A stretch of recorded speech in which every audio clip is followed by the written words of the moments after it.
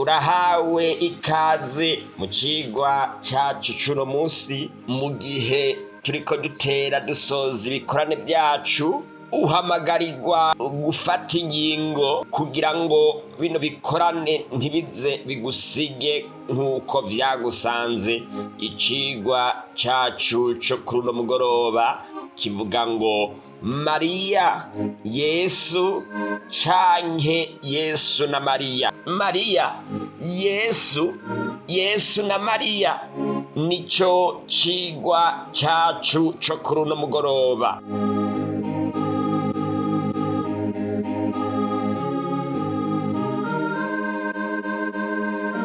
Dusenge. Uhoraho Mwami ushobora byose, utegeka bikaba, wavuga bigakomera, izina ryawe nirihabwa icubahiro. Mwami urakoze ku bwana mahirwe wongeye gutanga kugira ngo ubwoko bwawe bube buri ngaha kugira ngo bwumve ijambo ryawe. Mwami ndakwinginze gutahura kuremwa gushasha no kugirwa nk'uko ugomba muri uno mwanya. Abari byukorera abagabo n'abagore, misore n'inkumi n'abana bato biteguriye kumviriza rino jambo ryawe mu izina ry'umwami wacu Yesu Kristo, amen. Mariya canke Yesu, canke Yesu na Mariya, ninde adushikira kuri data? Ni Mariya, ni Yesu canke ni Yesu na Mariya? Ijambo ry'Imana ritubwira iki? Ijambo ry'Imana rivuga ngo nuko bene data ko turi n'ubushizi bw'ubwoba bwo gushikanwa hera cyane n'amaraso ya Yesu, duciye mu nzira yadutoboresha iri n'ubugingo. Bibiliya itwereka ko Yesu ari we nzira twatoborewe biciye mu bugingo bwiwe, ica mu gihuzu gikinze, bisobanurwa ngo mu mubiri wiwe twegereze dufise imitima y'ukuri. Hano mu kurangiza rino somo havuga ngo kuko wasezeranye ari uwo kwizegwa. Abaheburayo igice c'icumi uhereye ku murongo wa 19 gushikana ku murongo wa 23. Mugenzi, none ngaha kuba amaze kutubwira yuko dukwiye guca muri Yesu, ariyo nzira twatoborewe mu mubiri wiwe. Mbega ibyo guca muri Mariya biza gute? Bibiliya ivuga ko dufise umuherezi umwe gusa, nuko ko dufise umuherezi mukuru akomeye yaciye mu ijuru, ni Yesu umwana w'Imana. Tubangiriza ibyo twizera tukavyatura, kuko umuherezi mukuru dufise atari udashobora kubabarana natwe mu ntege zacu, ariko n'uwageragejwe mu buryo bwose nkatwe, yamara we nta caha yakoze. Nuko nitwegere intebe y'ubuntu dushize ubwoba kugira ngo turonke ikigongwe, tubone ubuntu bwo kudutabara mu gihe gikwiye. Abaheburayo igice ca 4 ku murongo wa 14 gushikana ku murongo wa 12. Uhushije inzira uhereza mu kaga. Bamwe bavuga ngo nambaza umuvyeyi Mariya, abandi nabo bakambaza abatagatifu. Mbega vyavuye hehe? Kwambaza Mariya n'aberanda vyaje gute? Abakristo barazi ko Mariya yabaye umwigeme Imana yakoresheje mu kwibaruka Yesu mu buryo bw'umubiri gusa. Nimba yarangije neza, twizera ko azobironkera impera ikomeye cyane, kandi ko tuzomubona mu birimba byo mw'ijuru hamwe n'abera bose batabarutse. Nta murongo n'umwe muri Bibiliya, haba mu bwuzure bushasha canke mu bwuzure bwa kera, havuga ko dukwiye gusenga kwambaza Mariya wabyaye Yesu, canke umuntu uwo ari we wese yabyawe n'umugore. Mbere n'abamarayika kikaziririzwa kubasenga canke kubasaba. Nimurabe bagenzi, ukuntu umuntu yahawe icubahiro kirenze icyo habwa Imana hamwe na Yesu. Bamwe baravyemera abandi bakabihakana.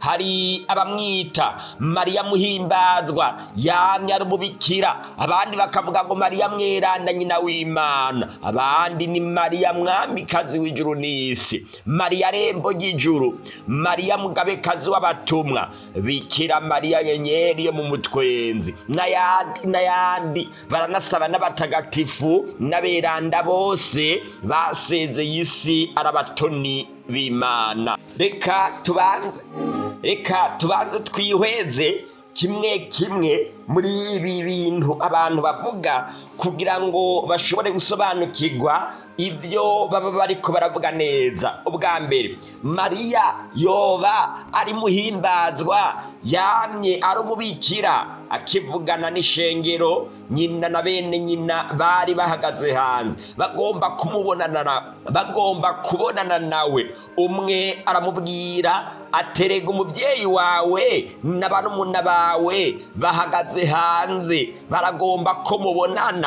Yishura uno abimubwiye ati, mama ninde canke bene mama ni bande? Atunga urutoke abigishwa biwe ati, ngaba mama na bene mama. Kuko umuntu wese akora ibyo Data wo mw'ijuru agomba, ari we murumunanje na mushikanje na mama. Matayo igice ca 12 ku murongo wa 46 gushikana ku murongo wa 50. Yesu yaragabishije abantu bose bagomba gushira hejuru nyina yamuvyaye mu mubiri. Babandi baza bakavuga ngo harahiriwe inda yakuvyaye. Akivuga ivyo, umugore wo mw'ishengero ashira hejuru aramubwira ati, hahigwa inda yakuvyaye n'amabere yakonkeje. Nawe aramwishura ati, cane cane hahigwa abumva ijambo ry'Imana bakaribungabunga. Ruka igice ca 11 ku murongo wa 27 n'uwa 28. Kwita Mariya kwari umuhimbazwa, nyina w'Imana. Yesu yarabyanse kuva kera kugira ngo abantu batahure ko ataraje kugira ngo ubumana bwiwe ntibuhimbazwe mu buryo bw'umubiri, bityo ngo bahave babisanisha n'umuntu wari wese, harimwo n'umuvyeyi wiwe wo mu mubiri. Dutahure ko Yesu yihaye umubiri akoresheje umwe mu yaremye, Mariya, kuko Yesu we yari asanzwe ariho nk'umuremyi wa byose. None ko bamwitwa ngo ni nyina w'Imana, Yesu yarabyawe na Mariya acaba Imana. Nta kigoro na kamwe Mariya yakoze kugira ngo asabe Imana ngo azobyara umwana w'Imana. Uhoraho ubwiwe yari asanzwe afitaniye umugambi n'abari mw'isi kugira abacungure nk'uko vyari vyarahanuwe na Yesaya igice c'9 ku murongo wa 6 hamwe n'uw'indwi. Mariya nta kindi yakoze atari gushira mu ngiro ico Imana yagomba, ko Yesu yiha umubiri biciye muri we. Mariya yaravuze ko bitazoshoboka kuko ataramenya icitwa umugabo. Umumarayika amusigurira ko atakigora asabwe, mpemu yera azomuzako. Mariya aca aheza asaba ko ivyo umumarayika avuze vyomubera kuno. Ruka igice ca 1 uhereye ku murongo wa 34 gushikana ku murongo wa 38. Ubwa mbere na mbere jambo yariho, kandi jambo yahoranye n'Imana, kandi uwo jambo yari Imana. Uwo yahoranye n'Imana ubwa mbere na mbere, byose vyaremwe nawe. Mu vyaremwe byose nta kintu na kimwe kitaremwe nawe. Muri we harimwo ubugingo, kandi ubwo bugingo bwari umuco w'abantu. Yohana igice ca 1 ku murongo wa 1 gushikana 4. Mugenzi, Yesu yamyeho, Mariya ari mu bo yaremye. None gute Mariya yoremwa na Yesu, hama Mariya akaba ari we aheza akabyara Yesu nk'Imana? Mariya yoba ari irembo umwamikazi w'ijuru. Bibiliya ivuga iki? Ivuga ngo muri icyo gihe Yesu aravuga ati ndaguhimbaza data mwami w'ijuru n'isi. None ko Mariya bamwita mwamikazi w'ijuru n'isi, Yesu nawe akaba yemeza yuko data wa twese ariwe mwami w'ijuru.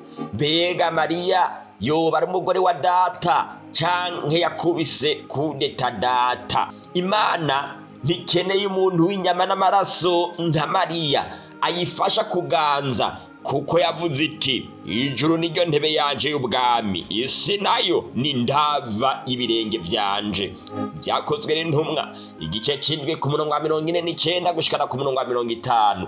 Abantu benshi mbere bamwe bize cyane baciye ubwenge bizera ibintu ataho bifatiye canke ataho vyanditswe, ariko bifise aho vyazananye. Tugiye kubona kuba ata muntu yitwa rembo ry'ijuru, ni nako atamuhuza w'abantu n'Imana wundi ariho atari Yesu Kristo gusa. Ivyo Bibiliya iravyemeza, kuko hari Imana imwe kandi hari umuhuza umwe w'Imana n'abantu, na wenyene n'umuntu yitanze ku incungu ya bose, kandi ibyo bishingirwa intahe mu bihe byose. Icete ca mbere Pawulo yandikiye Timoteyo igice ca 2 ku murongo wa 5 n'uwa 6. Hari umwami umwe no kwizera kumwe no kubatizwa kumwe n'Imana imwe, niyo data wa twese, asumba bose, akoresha bose,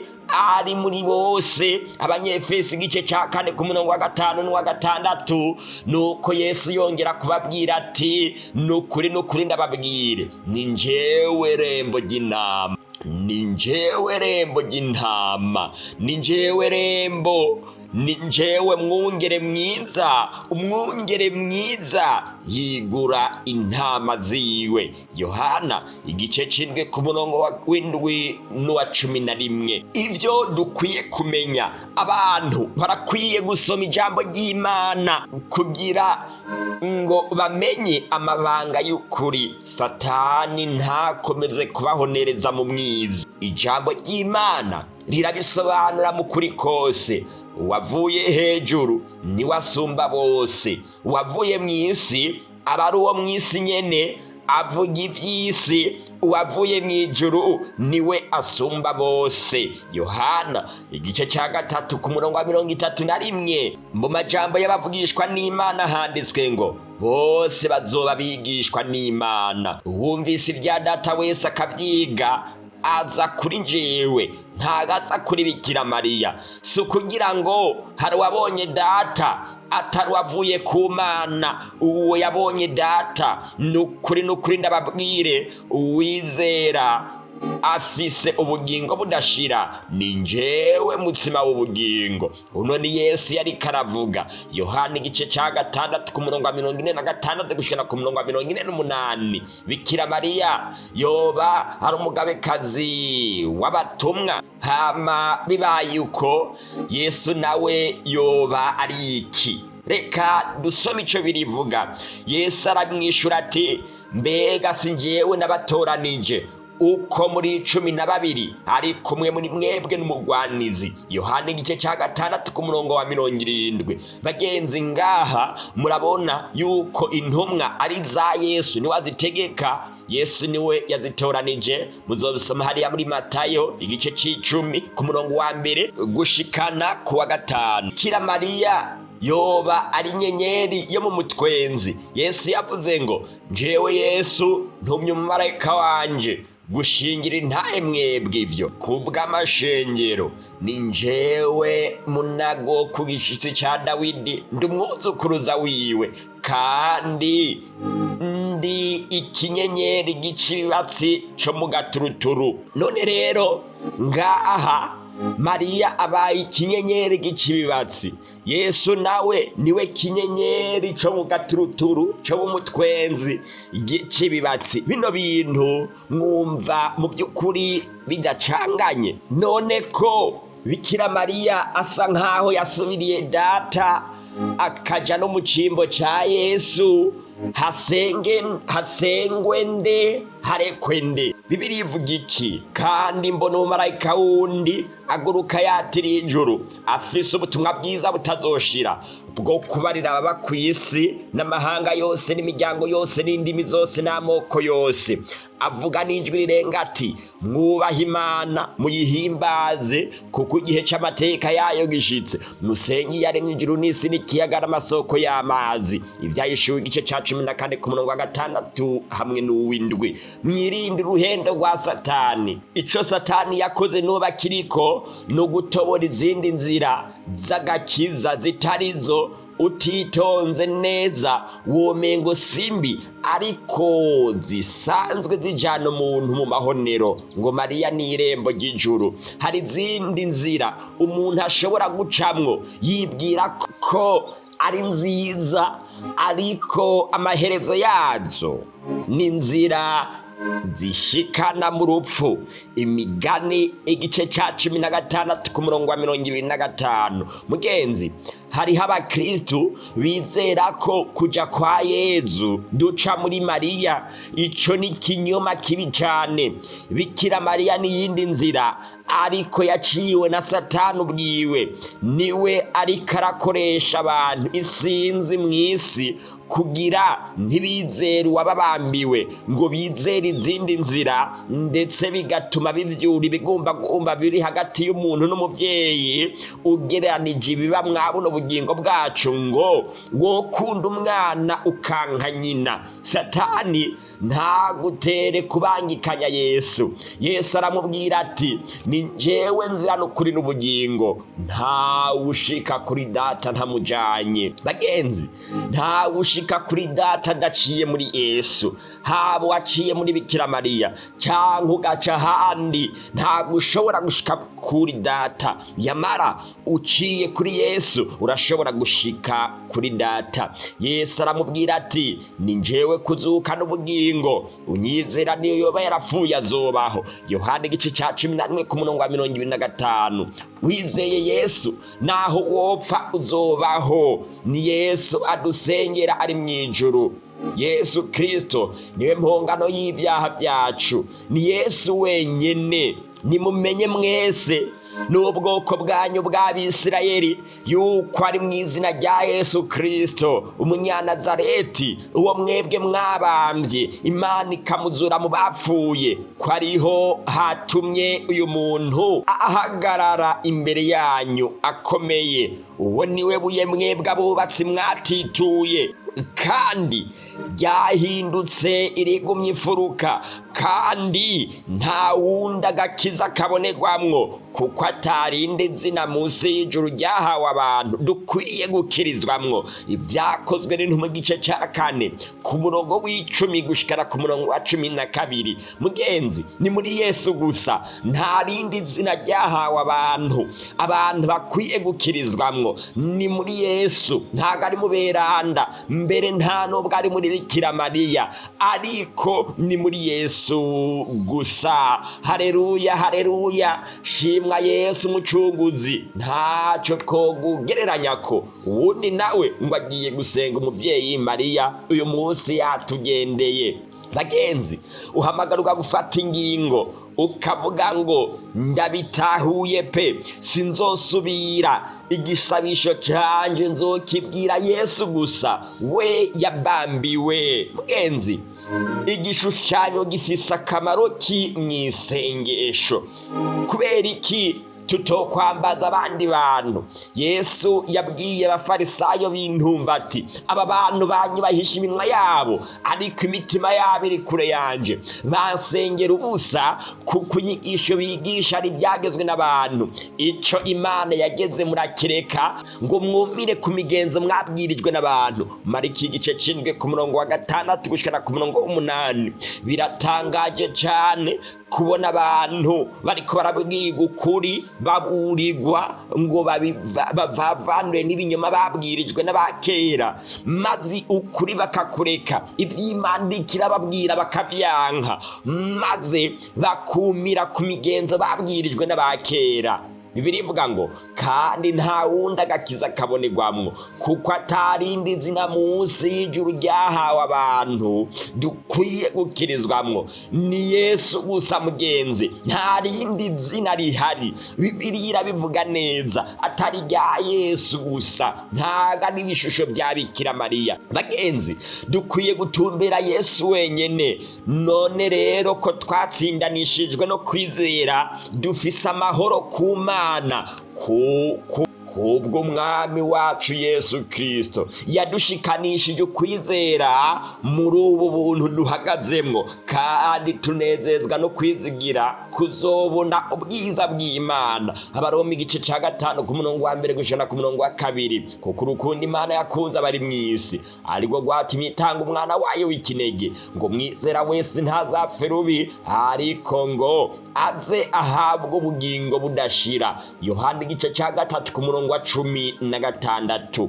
Abari muri Kristo Yesu nta rubanza ruzobatsinda. Abaroma igice c'8 ku murongo wa 1. Sabari muri Mariya, oya, nabari muri Yesu. Ubu muri Kiliziya Gatolika basigaye basenga Mariya mu gishingo ca Yesu. Reka turabe igisabisho ca Papa Yohani wa kabiri, ca Papa Yohani Paulo wa kabiri. Nico gituma muvyeyi w'abantu n'amakungu Mariya, wewe ubakunda, wewe uzi imibabaro yabo yose n'ivyizigiro vyabo mu gitutu c'imbabazi zawe niho twihisha. Muvyeyi mweranda, nyina w'Imana, ntiwirengagiza amasengesho yacu kandi turi mu makuba. Message di Fatima ku rupapuro rwa 3 murabibonye ukuntu yari karasenga Mariya. Ubu Bikira Mariya yaramaze gusa n'uwamaze gusubirira Imana mu mitima y'abatari bake, ku buryo n'uwugwaye atabaza Mariya. Mushobora kubihinyuriza mu ndirimbo zabo zimuhayagiza, yerekana ibyabaye rikozwe na Papa Yohani Paulo wa kabiri, ngo acte de consacration au cœur immaculé de Marie. Hari amajambo nshaka kubasomera, handitswe ngo Vierge de Fatima, Mère de miséricorde, Reine du ciel et de la terre, réfugiée de pécheurs. Ngaha murabibona ngo muriwe, ngo niwe bwihisho bw'abanyabyaha, muriwe abanyabyaha niho bakirira, ngo niwe yarenganirijwe abanyabyaha. Mu gihe abakristo benshi twizera yuko muri Yesu ariho dukirizwa, kuko Yesu ariwe yarenganirijwe abanyabyaha, maze biciye mu kumwizera dukira. Yamara abandi bobo bizera yuko baciye mu mutima utagira inenge wa Mariya bashobora gukira ibyaha. Ni ububeshi bukomeye bwa Satani. Agaciro kari hehe bagenzi? Agaciro kari hehe? Papa Yohani wa kabiri yavuze ati Mariya yahagurutse kugendera isi mu gitabo yise Pelerinage. Iwanyu ntarahashika. Biratangaje kubona abantu bikorera ikintu akaba aribo bakigenza, hama mu nyuma bagaca bavuga yuko cabagende. Ninde araganira na kino gishusho kakibaza ikintu kikamwishura ati watuboneye mw'ijuru bakomeye? Imana na Yesu bari bakomeye, ntibari bagwaye. Mukaganira nyene. Imana ni mpwemu, kandi abayisenga bakwiye kuyisenga mu mpwemu no mu kuri. Yohana igice ca 4 ku murongo wa 24. Isengwa itarinze kubonwa mw'ishusho y'ikintu na kimwe cose. Bamwe bavuga ngo ntitumusenga turamwambaza. Mbe wosaba utari kurasenga? Kira noneho amasengesho bayitwa ibisabisho. Gusenga bingana no gusaba. Suzuma rero ibisabisho byawe aho uha utari umucunguzi wawe. Iki ni gihe cyo kuguma muri Yesu Kristo bigishoboka. Bagenzi, ni mubyumvirize neza. Niyo Mariya yoba yaraduze mw'ijuru by'ukuri, kubahuka kumusenga bakamubumba mu biti mwibumba n'ibindi, kandi bakunamira ibishusho byiwe. Ibyo byonyine birahagije ngo baze bisange muri gihonomu. Nuko rero ko turi urubyaro rw'Imana, ino ni Bibiliya yihaniza. Ntidukwiye kwiyumvira yuko Imana isa n'inzahabu canke ifeza canke amabuye, ibyabajwe n'ubuhinga n'ubwenge bw'abantu. Nuko iyo minsi y'ubutamenya Imana yarayirengagije, ariko noneho igera ko abantu bose bari hose bihana. Ibyakozwe n'intumwa igice ca 17 ku murongo wa 29 n'uwa 30. Mugenzi, warabayeho igihe kirekire wiyumvira yuko Imana ishobora kuba mu biti, mw'inzahabu, mw'ibumba hamwe n'ibindi.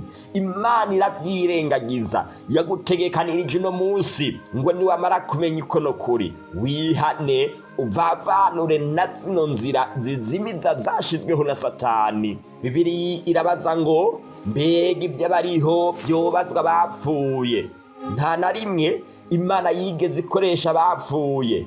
Yesu ati nibatumvira ibyagezwe n'Imana, niyo abapfuye bozuka ntibovyemera. Erega bariho babazi ko bazopfa, ariko abapfuye ntaco babazi, kandi nta mpera baba bakibona, kuko kwibuka kwabo kuba kwaramaze kwibagirana. Urukundo rwabo n'urwanko rwabo n'ishari ryabo byose biba byarashize, kandi ntibaba bagifise umugabane ku kintu na kimwe gikorerwa munsi y'izuba gushitsa ibihe bitazoshira. Umusiguzi igice c'9 ku murongo wa 5 gushikana ku murongo wa 6. Mugenzi, nta yandi mahitamwo. Yesu aravyerekana neza. Kumvira ibyagezwe n'Imana, ugakora iby'Imana igomba, nibyo bikenewe. Kumvira abapfuye ntibikenewe. Mbega mwari mubizi Papa Pio wa 12 yabayeho mu mwaka w'1876 gushikana mu mwaka w'1958. Niwe yiyumviriye ko yozana mw'ishengero ko Mariya yaduze mw'ijuru. Aravyiyumvira gusa arabishitsa. Eklezia Gatolika nayo ati naho Papa Pio wa 12 yatangaje ko Mariya yagiye mw'ijuru mu mwaka w'1950, nta na hamwe yabisomye mu Njiri canke muri Bibiliya yose. Twapfuye kuvyemera, bapfuye kuvyemera. Nta kundi ko bivuze Papa, kandi akaba atihenda. Reka dupfe kuvyemera. Yabyanditse mu gitabo Yurira rya Mariya mw'ijuru, canditswe mu Kirundi na Musenyeri Hakimuruhuna, Diocese nkuru ya Gitega. Papa Yohani Paulo wa kabiri mu gitabo yise La Vierge Marie yavuze ngo muri Mariya intsinzi y'ubuzima ku rupfu sagashesheshwa rumuri. Ariko Eklezia mu bwuzure bwa kera ku rupapuro rw'134 mu mabwirizwa 10 itwigisha iti mu biremwa byo mu kirere, byo ku isi n'ibyo mu mazi ntihagire na kimwe utora k'ikigereranyo. Bisubiye, ntuzu usenge ibishushanyo, ntuzu bifukamire kandi ntuzu bikorere, ntuzu bifukamire kandi ntuzu bikorere. Nuko nkuko Mpwemu Yera avuga ati uyu munsi aho wumvirijwe ryayo ntimukomantaze imitima yanyu nk'uko mwayikomantaje mu gihe cyo kuratsa kuri wa munsi wo kugerageza mu bugaragwa. Abaheburayo igice ca 3 ku murongo w'7 n'umunani. Yesu yifuza kurokora ubugingo bwawe. Numwiyegurire, uhamagarwa gutandukana n'inzira zose, maze ugafata inzira imwe iciye muri Yesu. Birivuga ngo ufise amatwi niyumva ico Mpwemu abwira amashengero. Abazogira ubwenge bazobitahura, ariko abanyakibi ntibazobitahura. Duhitemwo Yesu, nawe Satani n'umubeshi. Ngwino mugenzi muri Yesu. Ikibazo ni ca kindi, wogejwe n'amaraso, watunganijwe na Yesu, watunganijwe n'amaraso. Haraho yakuhagije amaraso. Mbega imyambaro yawe irera. Mbega ko abanyakibi, mbega ko abagororotsi bayo ibakiza ibakuye ku manga. Abatubaha Imana n'abanyabyaha bobo bizogenda gute? bagenzi, raba inzira urimwo, ngwino wiyegurire umuremyi, ukora ibyiza kugira ngo ugire ibyizigiro byo kuzobana natwe mu bwami bw'Imana bwimirije vuba. Nanjye ngiye kukugira isengesho ridasanzwe. Uhoraho Mwami ushobora byose, utegeka bikababwa bigakomera, izina ryawe rihabwa icubahiro. Urakoze Mwami ku bwa rino jambo, nanjye ndasengera abaze kuryumva bose, ubahe guhinduka, kandi Mwami ubahe kwandikisha amazina yabo mu gitabo cyo mw'ijuru c'ubugingo, kugira ngo bazobane natwe tubana n'umwami wacu Yesu Kristo, mu izina ry'umwami wacu Yesu Kristo, amen. Mugenzi, ushobora kwiyandikisha mugenzi ku isabato irangiza bino bikorane. Dufise umubatizo kandi uzobera ahatandukanye ku isi, igihugu cyose wowe urimwo, akarere kose wowe urimwo. Urashobora kwiyandikisha kuri izi nimero zikurikira: akamenyetso ko guteranya 257 61 208 669, akamenyetso ko guteranya 257 61 208 669. Yesu akugire neza, aguhe umugisha, aguhe kwaba umwizeye ibihe byose. Mwakire ijambo ry'Imana.